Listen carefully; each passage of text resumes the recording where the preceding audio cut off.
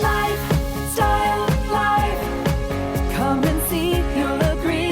There's a positive energy. Lifestyle Live. From the All Indiana Podcast Network, this is the Lifestyle Live Podcast. Faces you know and a team you can trust. Stories that form your heart. Lifestyle Live. Lifestyle Live. The stigma, the warning signs, and everything in between. I'm Amber Hankins, and on this Lifestyle Live podcast, our focus is on depression and Mental Health Awareness Month. Dr. Heather Fretwell, Chief Medical Officer of Sandra Eskenazi Mental Health Center, sits down with Randy Ollis and me to discuss the importance of addressing mental health and just how powerful it can be to seek help. This is the Lifestyle Live podcast on the All Indiana Podcast Network. Lifestyle Live. Lifestyle Live. October is Depression and Mental Health Awareness Month, and we are addressing the warning signs, the stigma, and everything in between. This is an important conversation. I'm looking forward to this here, Amber. In fact, here to tell us more is Dr. Heather Fretwell, Chief Medical Officer with Sandra Eskenazi Mental Health Center. Welcome to the show here, and Doctor, tell us about depression. That is something that is fairly common, isn't it? Incredibly common, and thanks for inviting us and having this incredibly important topic here. Depression affects, in their lifespan, 1 in 5 American adults, and rates are rising very understandably with the stresses of pandemic, modern life, disconnected families. We could go on for a while.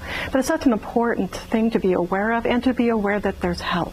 I think so too, and we talked about that before, to where there has been such a stigma around mental health for, many, many years. And I do feel like in the last year or so, especially with the pandemic, this has really been brought to light to where people are sharing their stories and feeling more comfortable to do so.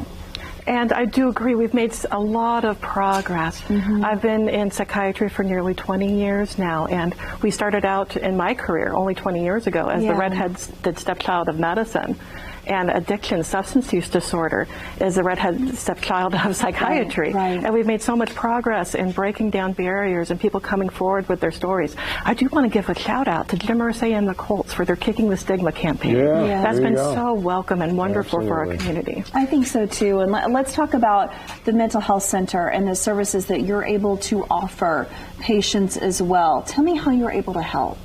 So in big systems like Eskenazi, we actually start right at the primary care level. We have integrated mental health and behavioral health all alongside primary care needs. So that's a great place to start if you don't know where else to start. But then also for, if you have the sort of symptoms that are affecting your day-to-day functioning, your relationships, your work, your sleep, your ability to enjoy anything in life.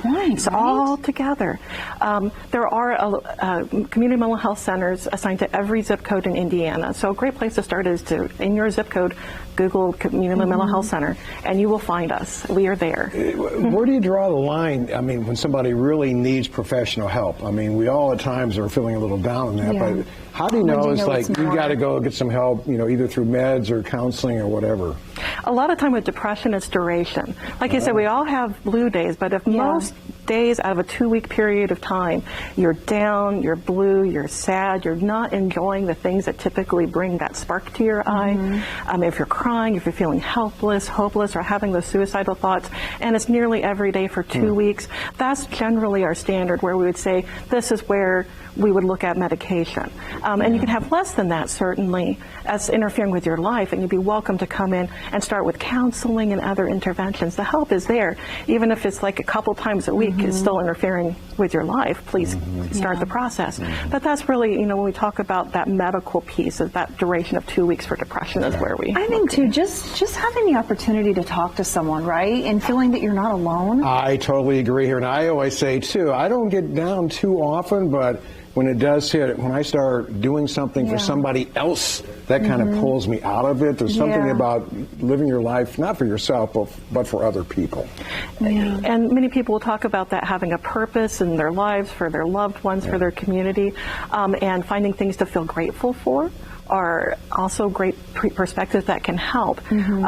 And yet, if those things that usually help aren't, that's also another great indication. Right. Okay. Let's go ahead and get some additional supports in your life, because they're there. We're just eager to have people come access us. I think the saddest thing in terms of statistics that I've seen recently is something like over a fifth of people with these kinds of concerns will never step forward and get the help because they feel isolated or alone or ashamed. And there is help out there. There's some great meds too. So Yeah, thank you so much. Lifestyle Live.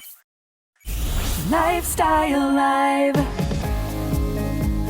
From the All Indiana Podcast Network, this is the Lifestyle Live Podcast. Thank you for listening. Be sure to like, follow, and subscribe to this podcast wherever you get your podcasts. And connect for even more on Facebook and at lifestylelive.tv. Faces you know and a team you can trust. Stories that form your